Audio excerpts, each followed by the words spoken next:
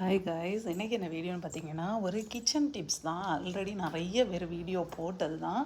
இதில் வந்து சிலவங்க பண்ணக்கூடிய மிஸ்டேக் என்ன அப்படிங்கிறத நான் சொல்லிடுறேன். அதே மாதிரி எப்படி பண்ணலாம் ஈஸியாக அப்படிங்கிறதையும் சொல்லிடுறேன்.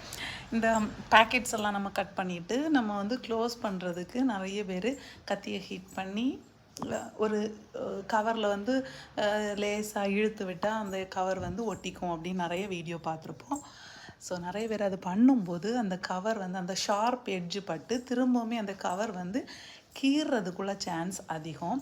ஸோ நீங்கள் ஒரு ஃப்ளாட்டான, அதாவது எட்ஜில் எந்த ஷேப்புமே இல்லாமல், நான் வீடியோவில் காட்டினேன் இல்லையா, ஷேப்பே இல்லாத இது மாதிரி எந்த எட்ஜில் எந்த ஷேப்பும் இருக்கக்கூடாது. இந்த மாதிரி பிளெயினான ஒரு கத்தி எடுத்துக்கோங்க, சூடு பண்ணிக்கோங்க. ரொம்ப பயங்கரமாக சூடு பண்ணினீங்கன்னா கவர் உருவ தான் செய்யும். ஸோ ரொம்ப ஒன்றும் சூடு பண்ண வேண்டாம், ஓரளவுக்கு அதை சூடு பண்ணால் போதும். நீங்கள் பார்த்தீங்கன்னா இந்த பேக்கெட் இது ஓப்பனில் இருக்கும். இப்போ நான் எடுத்து இது பண்ணும்போது பார்த்தீங்களா, பேக்கெட்டில் இருக்கிறது வந்து மசாலா வெளியே பட்டுரும். ஸோ அந்த இதை தான் நான் இப்போ க்ளோஸ் பண்ண போகிறேன். ஆக்சுவலாக இதை நான் 2-3 கவருக்கு பண்ணிட்டேன்.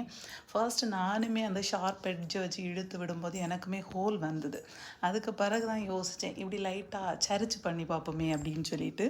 ஸோ நான் இப்போ அப்படி தான் சரிச்சு தான் இது பண்ணுறேன். பார்த்தீங்களா, நேராக செங்குத்தாக வைக்காமல் நம்ம என்ன பண்ணணும்னா ஷார்ப் எட்ஜ் நல்ல கத்தியை ஃபுல்லாகவே சூடு பண்ணிவிட்டு அந்த கவர் ஓப்பன் பார்ட்டுக்கு மேலே அப்படி ஃப்ளாட்டாக வச்சு தேய்ச்சி விட்டாலே அந்த இடம் அழகாக க்ளோஸ் ஆயிரும்.